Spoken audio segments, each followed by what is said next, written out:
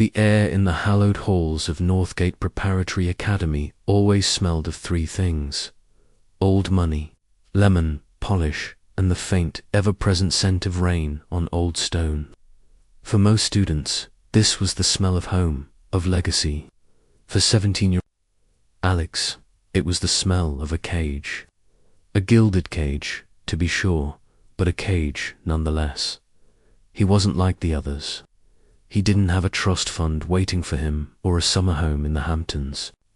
He was here on the Diversity and Merit Scholarship, a fact that the headmaster, Dr. Alistair Finch, never missed an opportunity to remind him of. Alex's currency wasn't money. It was perfection. Perfect grades, perfect attendance, perfect deference. Any slip, any crack in the facade, and his world would come crashing down. Lately, the cracks were beginning to show. His father had lost his job 6 months ago, a quiet casualty of a corporate merger. They didn't tell him to his face, but Alex could see the strain in his mother's eyes, hear the hushed late-night arguments about bills and mortgages. The scholarship covered his tuition, but the incidentals, the mandatory trips, the expensive textbooks, the unspoken expectation to look the part were bleeding his family dry. He needed money. Fast, the idea started as a joke, a bitter whisper between him and the only other scholarship kid in his year, a cynical, sharp-witted boy named Sam. They were in the school's grand hall, a cavernous room where portraits of stern-faced founders stared down from the walls. In the center of the hall, encased in a thick glass display, was the school's most prized possession, the Northgate Founders Chronometer. It wasn't just a clock. It was a masterpiece of antique engineering. A solid silver, intricately engraved pocket watch from the 18th century, rumored to be worth more than a new car. "You know," Sam had muttered, his eyes fixed on the gleam of the silver, "for a school that preaches humility, they sure love to flaunt their wealth. I bet the insurance on that thing alone could pay for our tuition for the next 10 years. "Don't even think about it," Alex had replied, but the seed was planted. A dangerous, desperate seed. The thought festered for weeks. It haunted him during sleepless nights and taunted him as he walked past the display case each day. It was a terrible idea, a monstrous risk, but the image of his mother's tired face was a more potent ghost. The plan solidified on a Tuesday. The school was hosting its annual Founders Gala, a night of champagne for the parents and polite boredom for the students. The grand hall would be open, security would be focused on the event, and the display case, while alarmed, was an older model. Sam, whose father was an electrician, had found the schematics online. A simple magnetic pulse, applied to the right spot, could disable the alarm for exactly 60 seconds. "It's a victimless crime, man," Sam insisted, his voice a low hiss as they huddled in the library. "The school gets a massive insurance payout, probably buys an even fancier watch. Nobody gets hurt, and you get the cash you need to breathe again. We can sell it to a private collector online. Easy." Alex knew it wasn't easy. He knew it was wrong. But desperation was a powerful acid, and it was eating away at his principles. That night, looking at a picture of his smiling parents on his phone, he made his choice. The night of the gala was a blur of forced smiles and polite conversation. Alex wore his only suit, a size too small, and felt like an imposter among the sons of titans. He watched his moment, his heart a frantic drum against his ribs. Sam was his lookout, positioned near the entrance, ready to create a diversion if needed. At precisely 10:47 p.m., during the headmaster's long-winded speech, Alex made his move. He slipped away from the crowd and into the now empty grand hall. The room was silent, save for the distant drone of Dr. Finch's voice. The founder's chronometer sat in its glass case, glinting under a single spotlight, seeming to mock him with its silent silver perfection. His hands trembled as he pulled the small, powerful electromagnet from his pocket. He knelt, pressing it against the base of the display case, exactly where the schematics had indicated. He held his breath and pressed the button. There was no sound, no flash, but he knew the 60-second countdown had begun. He produced a small suction cup, the kind used for lifting glass, and pressed it firmly onto the front panel. With a soft pop, the glass came free. The air in the room suddenly felt colder. The silence was heavier. He reached inside. The silver of the watch was cold against his skin, unnaturally so. It felt heavier than it should, imbued with the weight of centuries. As his fingers closed around it, he heard a sound that made his blood run cold. A whisper. It was faint, like the sigh of wind through a keyhole, but it was undeniably there. It seemed to come from the watch itself, a soft, sibilant hiss that slithered directly into his ear. Thief, Alex recoiled, nearly dropping the watch. He glanced around the empty hall. No one was there. The portraits on the walls stared down, their painted eyes seeming to follow his every move. He shook his head, convinced his nerves were playing tricks on him. He carefully slipped the chronometer into the velvet pouch he'd brought and slid the glass panel back into place. Just as the alarm system would have silently re-engaged, he had done it. He had gotten away with it. He slipped back into the gala, his heart still pounding, but a wave of relief washed over him. No one had noticed. He was safe. That night, back in the quiet of his dorm room, he took the watch out of its pouch. It was even more beautiful up close. The silver was covered in impossibly fine engravings, constellations, alchemical symbols, and a single, recurring motif of a raven with a key in its beak. It wasn't just a timepiece. It was a work of art. He tried to open it, to see the clockwork inside, but it was sealed shut. As he turned it over in his hand, he felt the coldness again, a deep, penetrating chill that seemed to seep into his bones. And then he heard the whisper again, clearer this time. Mine. He dropped the watch on his desk as if it had burned him.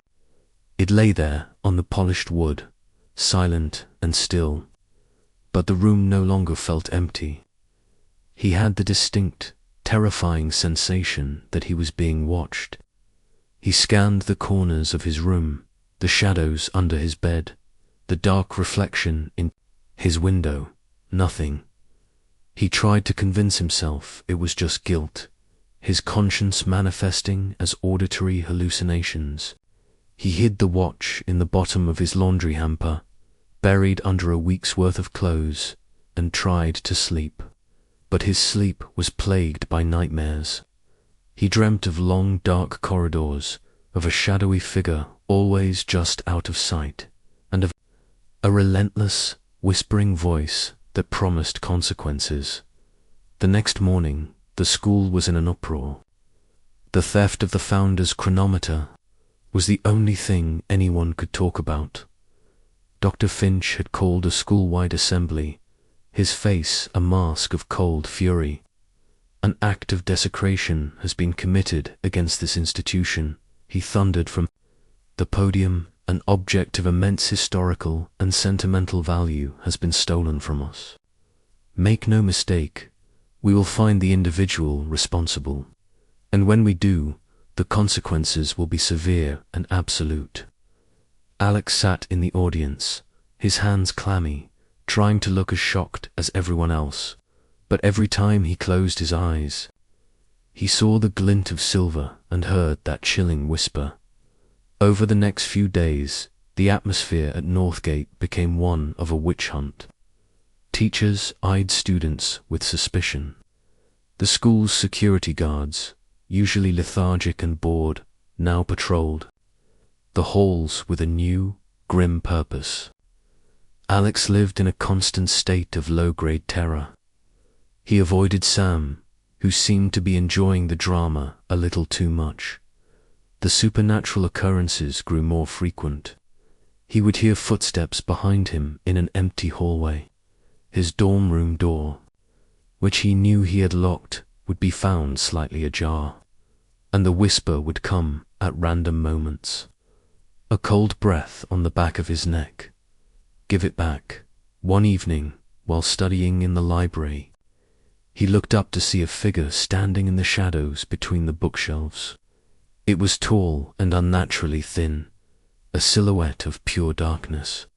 It had no face, no features, but Alex knew, with a certainty that froze the marrow in his bones, that it was looking right at him.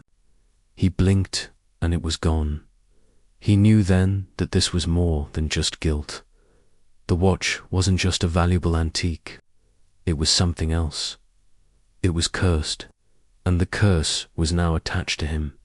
He decided he had to get rid of it. He couldn't sell it. He couldn't keep it. He had to return it. But how? Leaving it on a teacher's desk would be an admission of guilt. His chance came a week after the theft. He was walking past the Grand Hall late at night when he saw the school's oldest and most eccentric teacher, Dr. Abernathy, the history professor, standing in front of the empty display case. Abernathy was a relic, a man who had been at the school for over 50 years, and was said to know all its secrets. Alex watched from the shadows as the old man placed a hand on the glass. His expression, one of deep sadness. You should not have taken it, you foolish boy, Abernathy murmured to the empty case. You don't know what you've unleashed. The collector will not rest. The collector? The name sent a fresh wave of ice through Alex's veins. He had heard the stories told by older students to frighten the new ones. They spoke of the ghost of a student from the 1920s, a boy who had been a kleptomaniac, obsessed with collecting beautiful things. He was said to have been caught and expelled in disgrace, dying shortly after. The legend said his ghost still roamed the halls, collecting things that caught its eye. Alex had always dismissed it as a childish tale, but now he wasn't so sure. He knew he had to talk to Abernathy. He waited until the old professor left the hall and followed him to his office. He knocked on the door, his heart pounding. Enter. A frail voice called. Alex stepped inside. The office was a chaotic mess of books, maps, and artifacts. Dr. Abernathy looked up from his desk, his spectacles perched on the end of his nose. Mr. Ramirez, he said, his eyes sharp and surprisingly lucid. To what do I owe the pleasure of this late-night visit? Alex's resolve faltered. He couldn't just confess. Sir, he began, his voice shaky, I was in the Grand Hall. I heard you mention someone. The collector. Abernathy's expression darkened. He took off his spectacles and polished them slowly. Some stories are best left as stories, my boy. You would do well not to pry into the school's more esoteric history. But what if it's not just a story? Alex pressed, his desperation making him bold. What if someone really did take the watch? What would happen to them? Dr. Abernathy looked at him, his gaze piercing, and Alex had the sudden, terrifying feeling that the old man knew. He knew everything. The chronometer was not just the founder's watch, Abernathy said, his voice dropping to a conspiratorial whisper. It was his anchor. It was what bound the collector to its rest. The thief did not just steal a piece of silver. He stole a lock from a prison door. And now the prisoner is walking free. The collector will reclaim what it believes is its property, and if it cannot find the watch, it will ... collect ... the next best thing. He paused, letting the words hang in the air. It will collect the thief. Of course, here is the next part of the story, continuing from where we left off. This part focuses on the consequences, both from the school and his parents. While the supernatural threat continues to grow, Alex stumbled out of Dr. Abernathy's office, his mind a maelstrom of terror. The ghost story wasn't a story. The collector was real. The watch in his laundry hamper wasn't just a cursed object. It was a beacon, and it was drawing something ancient and possessive straight to him. The old professor's final words echoed in his ears. The collector will collect the thief. That night, sleep was not an option. Every creak of the old academy building was the footsteps of the ghost. Every gust of wind was its whisper. He barricaded his door with his desk chair, a futile gesture against a foe that didn't need doors.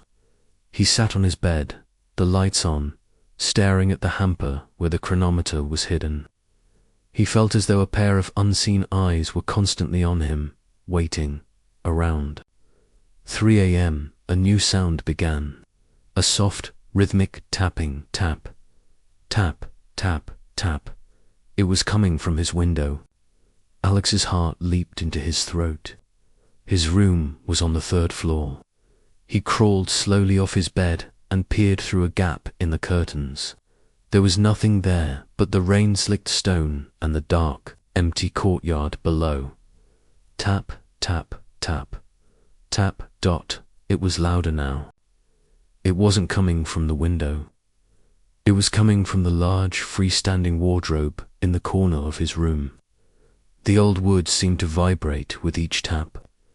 Alex backed away, his breath held tight in his chest. The tapping stopped. The wardrobe door, which he knew was closed, slowly creaked open, revealing nothing but the deep, black emptiness inside.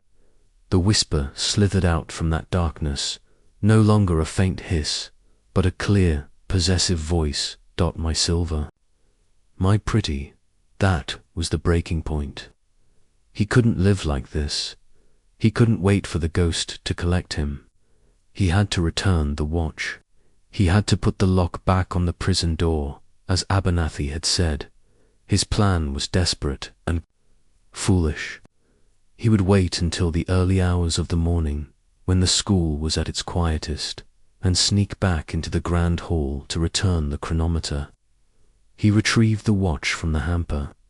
The moment his skin touched the cold silver, the tapping from the wardrobe stopped, and the sense of being watched intensified tenfold. The watch felt alive in his hand, humming with a cold, hungry energy. At 4:30 a.m., he slipped out of his dorm. The corridors of Northgate were a labyrinth of shadows, the portraits on the walls seeming to watch him with accusing eyes. He moved, like a thief, which, he reminded himself with a fresh wave of self-loathing, was exactly what he was. He reached the grand hall. The vast, dark space was utterly silent. The spotlight on the empty display case gave the scene a theatrical, ominous feel. He approached it, his steps echoing loudly in the silence. He pulled out the suction cup and the magnet, his hands shaking so badly he almost dropped them. He knelt down, pressing the magnet to the base. As he reached for the suction cup, a loud, metallic clang echoed from the far end of the hall, as if a suit of armor had been shoved to the floor. Alex froze, his blood turning to ice. He knew the armor was bolted to its stand. He peered into the darkness, his heart hammering. He saw it, a flicker of movement. The tall, impossibly thin silhouette of the collector stood by the main entrance, a figure of pure shadow, seeming to block his only escape. It wasn't going to let him return. The watch, it wanted him, panicked, Alex fumbled, dropping the suction cup with a clatter. He scrambled to pick it up, his breath coming in ragged gasps. "I wouldn't do that if I were you, Mr. Ramirez." The voice was not the ghost's. It was calm, cold, and devastatingly real. The main lights of the grand hall flickered on, flooding the room with stark, unforgiving light. The shadowy figure of the collector vanished instantly. Standing by the light switch, his arms crossed, was Headmaster Alistair Finch. He had been watching from the shadows the entire time. Alex was frozen on his knees, the silver chronometer clutched in one hand, the suction cup in the other. He had been caught, quite literally. There was no lie, no excuse that could save him now. The next morning was a formal, quiet nightmare. Alex was summoned to the headmaster's office at precisely 9 a.m. He hadn't slept. He hadn't eaten. He felt like a hollow shell, animated only by shame and dread. Dr. Finch sat behind his immense mahogany desk, the stolen chronometer placed neatly in the center, looking like a piece of evidence at a murder trial. The headmaster's face was grim, a mask of profound disappointment that was, as the rumor suggested, far worse than any rage. "I will not waste time asking for an explanation, Mr. Ramirez," Finch began, his voice dangerously level. "I caught you myself. What I want to know is something far simpler. Why?" Alex couldn't meet his eyes. He stared at his own hands, twisting in his lap. "My family, ... double quotes," he began, his voice cracking. "We've had some ... financial trouble. I needed the money, and..." "You thought the solution was to betray the trust of every single person at this institution," Finch countered. "You thought stealing a piece of our history, an item valued far beyond its monetary worth, was an acceptable course of action for a Northgate scholar." "No, sir," Alex whispered. "It was stupid. I was desperate."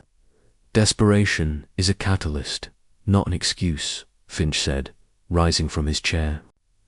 He walked to the window, looking out over the manicured lawns of the academy. "The Board of Trustees has been informed. They were ... adamant. They wanted your immediate expulsion, to make an example of you." Alex's stomach plummeted. This was it. It was over.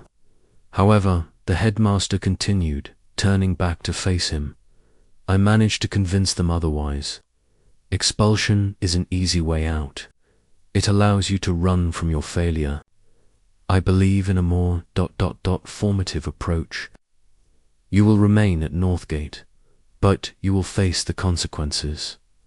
All of them." Finch walked over to a tall, locked cabinet, piece of furniture Alex had never paid much attention to before. He unlocked it with a key from his waistcoat. From within, he produced a long, flat, polished wooden paddle. It was dark, cherry wood, simple, elegant, and terrifying in its purpose. "The first consequence," Finch said, laying the paddle on his desk next to the watch, "is for the theft itself. This is a school matter, 10 strokes, to remind you that actions have direct, tangible results." Alex felt his knees go weak. He had heard whispers of the headmaster's traditional discipline, but like the ghost stories, he had never believed them. "The second consequence," Finch continued, "is that I will be calling your father. He will be here this afternoon to take you home for the weekend. What he chooses to do about the shame you have brought upon your family name is his decision entirely." The thought of his father knowing was somehow worse than the paddle. "Now," Finch said, picking up the paddle, "let us proceed with the first matter, the bench." He gestured to the sturdy, leather-topped bench that sat before his desk. Alex rose on trembling legs and walked towards it. This was happening. He bent over, placing his hands flat on the cool leather surface. presenting himself for punishment. The room was silent except for the ticking of a grandfather clock in the corner. The first strike landed with a loud, sharp crack that seemed to echo in the cavernous office. The pain was immediate and shocking, a searing, white-hot line across the seat of his trousers. He gasped, his body jerking. 1, Dr. Finch counted, his voice calm and steady. Crack. 2, the paddle landed slightly lower, the pain radiating through. His muscles, he gritted his teeth, determined not to cry out. Crack. 3, he flinched violently. This was a methodical, passionless punishment, which somehow made it worse.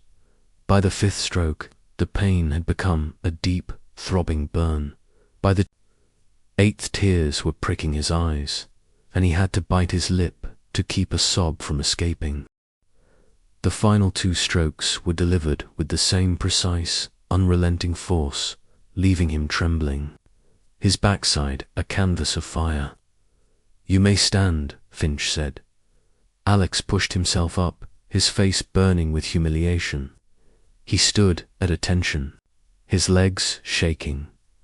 "Do you understand the lesson, Mr. Ramirez?" "Yes, sir," Alex choked out. "Good," Finch said, placing the paddle back in its cabinet. "Now, go to your room and pack a bag. Your father will be here at 3. The car ride home was the longest 2 hours of Alex's life. His father, a man normally full of jokes and laughter, didn't say a single word.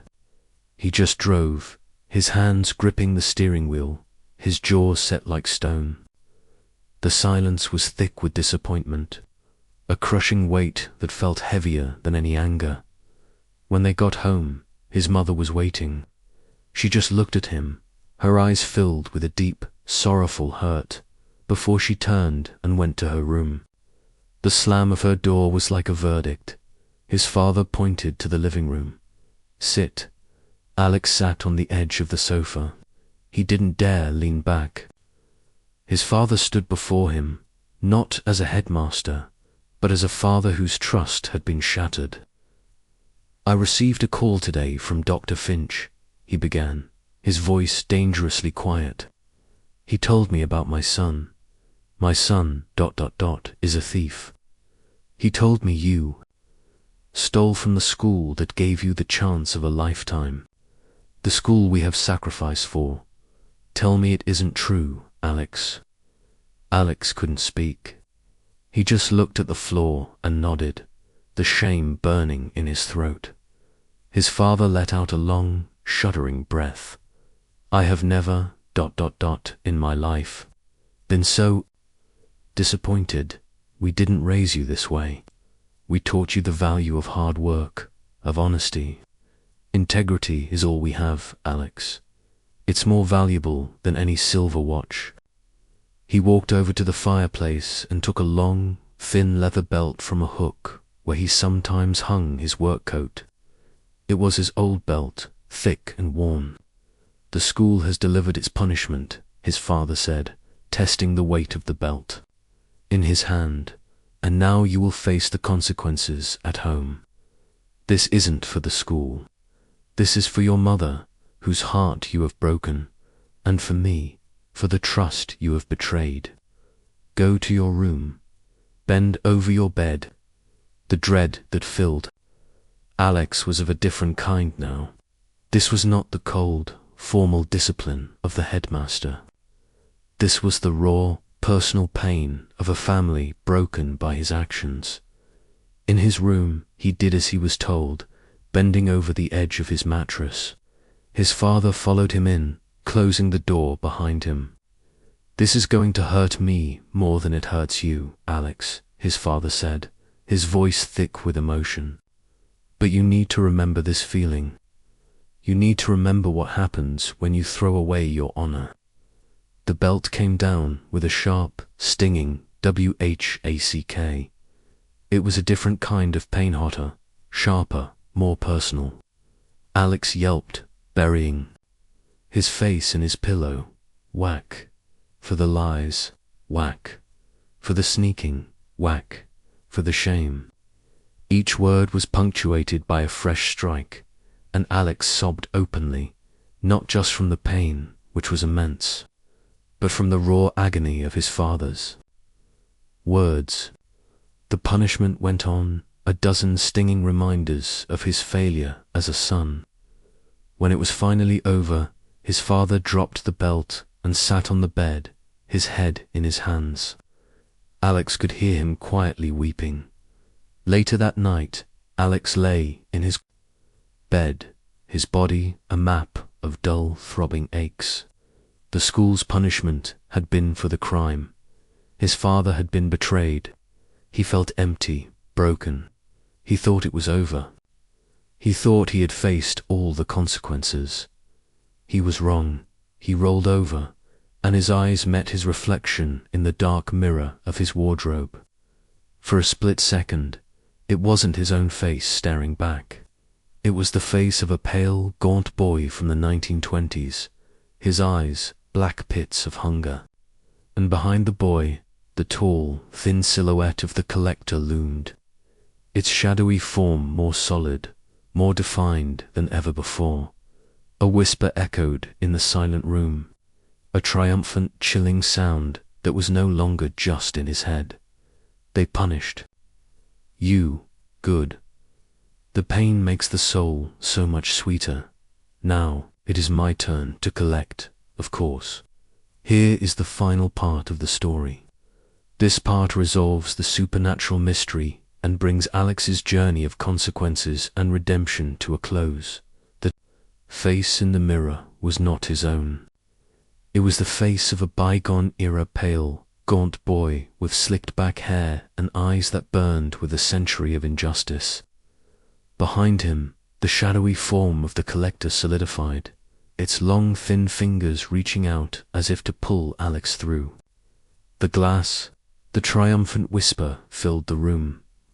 No longer a faint hiss, but a resonant, possessive declaration.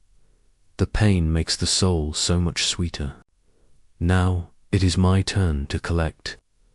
A primal fear, colder and sharper than any pain the paddle or the belt had delivered, seized Alex. He scrambled backward off his bed, kicking himself away from the wardrobe, his heart trying to hammer its way out of his chest. The reflection in the mirror warped, the ghost's shadowy hand pressing against the glass from the inside, causing the surface to ripple like dark water. He knew, with absolute certainty, that he would not survive the night in this house. The real-world punishments were over, but they had only served as an appetizer for the spectral entity he had unleashed. His parents, his school, they couldn't protect him from this. There was only one person who might understand, Dr. Abernathy. Driven by a terror that overshadowed his physical pain, Alex made a decision. He waited until he heard his parents' bedroom door close, their sorrowful murmurs fading into silence. Then, wincing with every step, he slipped out of his room, crept down the stairs, and unlocked the back door. The cold night air hit him like a shock. He ran, ignoring the throbbing ache in his body, his bare feet slapping against the wet pavement. He wasn't just running from his house. He was running for his life, back toward the one place he had just been punished for defiling, Northgate Academy. The school was a fortress of shadows and silence at this hour, but a single light burned in the highest window of the oldest tower Dr. Abernathy's study. Alex found a side door used by the kitchen staff, left unlocked, and navigated the sleeping monolith of a school, his own footsteps echoing like a death knell. He burst into Abernathy's office without knocking, his breath ragged, his eyes wide with fright. The old professor looked up from a massive, leather-bound book, his expression shifting from surprise to a grim, sorrowful understanding. "He is stronger, isn't he?" Abernathy said, his voice a low whisper. It wasn't a question.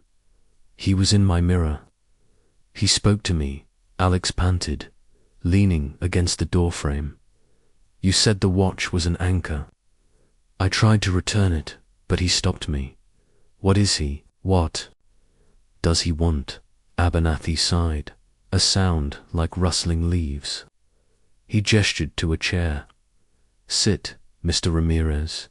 It seems the time for school legends is over. You need to hear the truth." He began to speak, and the story he wove was far more tragic than the childish ghost stories.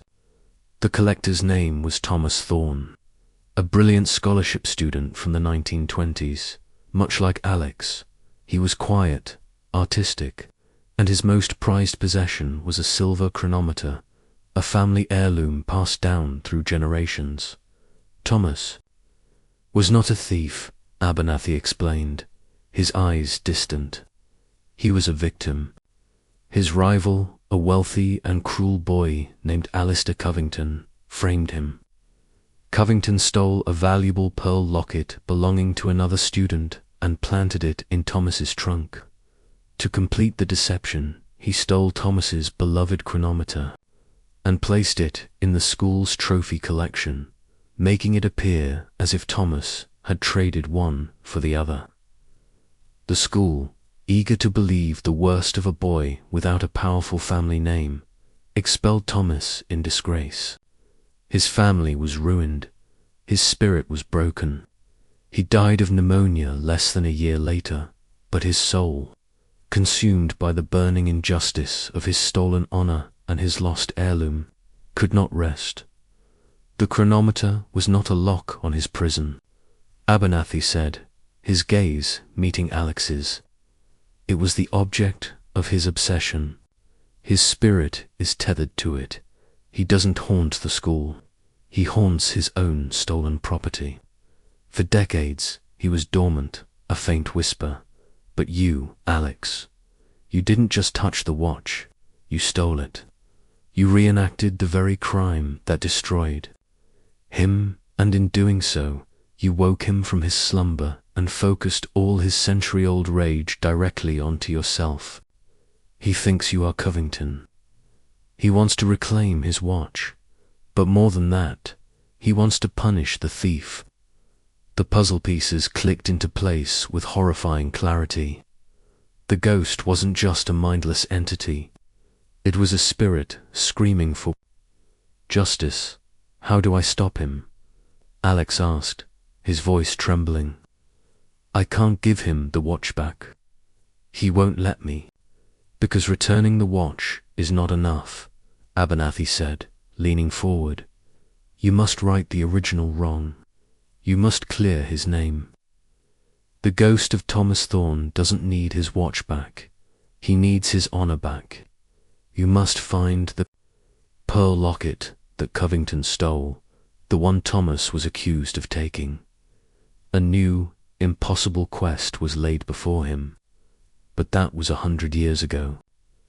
"How can I possibly find it?" Abernathy smiled faintly. Covington, for all his cruelty, was a coward. In his later years, consumed by guilt, he wrote a confession. He sealed it, along with the locket, inside a hidden compartment in his old dorm room, this very room we are in now.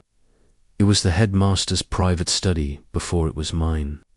He never had the courage to reveal the truth in life, but he left a clue for anyone brave enough to look. The old professor pointed to a large oil painting of the Academy's founder. Every headmaster since has known the truth of this story, a secret passed down to protect the school. They hoped the spirit would fade. They were wrong. The climax of their desperate search came in the form of a riddle hidden in Covington's journal, which Abernathy retrieved from a locked safe. The riddle led them to a loose floorboard beneath the professor's own desk. Prying it open, they found a small, dust-covered wooden box. Inside, nestled on faded velvet, was a beautiful pearl locket and a yellowed, brittle letter. It was Covington's confession, detailing the entire plot. As Alex's fingers touched the locket, A furious shriek echoed through the tower. The temperature in the room plummeted. The ghost knew they had found its secret. The final confrontation was upon them. "You must face him, Alex," Abernathy urged, his voice thin. "In the grand hall, the site of both your crimes. Don't fight him with anger, face him with the truth." Clutching the watch, the locket, and the confession, Alex made his way back to the grand hall. It was no longer empty. The spirit of Thomas Thorne hovered in the center of the room, now a fully formed, semi-translucent figure. He was dressed in the formal attire of the 1920s, his face pale, his eyes burning with a cold fire. The air crackled with his rage, thief, betrayer. His voice boomed, shaking the very foundations of the hall. "My name is Alex Ramirez," Alex called out, his own voice shaking but resolute. "I did steal the chronometer, and I was wrong. I was punished for it. But I am not the one who wronged you, Thomas." He held up the locket and the letter. "This is the truth. Your name was cleared a long time ago, but no one had the courage to tell you." He began to read Covington's confession aloud. He read about the jealousy, the cruel plot, and the deep, lifelong regret. As he spoke, the ghost's furious expression began to change. The rage in its eyes softened, replaced by a profound, century-old sorrow. The ghostly form flickered, the anger that had sustained it for so long finally beginning to dissipate. When Alex finished, he placed the locket and the letter on the floor. Then he held out the silver chronometer. "This is yours, Thomas," he said softly. "It was always yours. I am sorry for taking it, and I am sorry for the injustice you suffered." The ghost of Thomas Thorne drifted forward. He looked not at the watch, but at Alex, and for the first time his eyes were clear. He reached out a translucent hand and gently touched the chronometer. A sad, grateful smile touched his lips. "Thank you," he whispered, the sound like the last breath of a dying wind. And then he was gone. The watch clattered to the floor, its silver gleam now warm and mundane.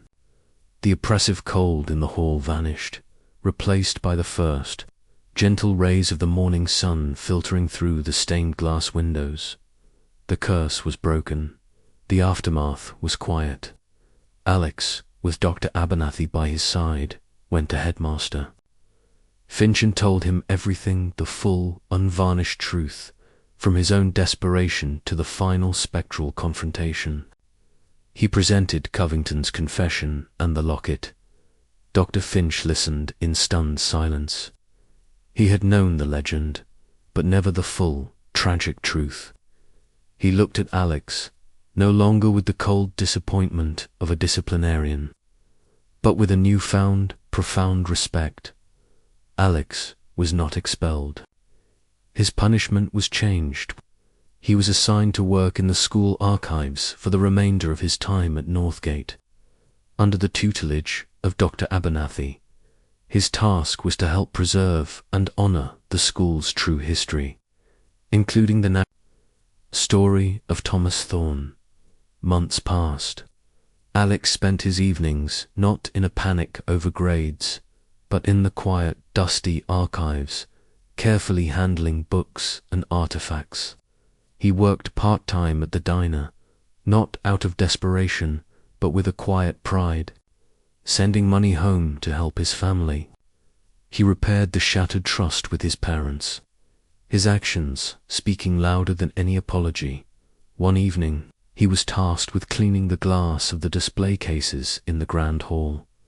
He paused in front of the one in the center. Inside, resting on a new velvet cushion, was the founder's chronometer. Next to it, on a small silver plaque, were the words, "The Thomas Thorne Memorial Chronometer," a reminder that integrity is the true measure of a scholar. Alex smiled, a genuine, peaceful smile. He had been caught red-handed and had faced the consequences, both real and spectral. And in doing so, he hadn't just learned a lesson. He had earned his redemption.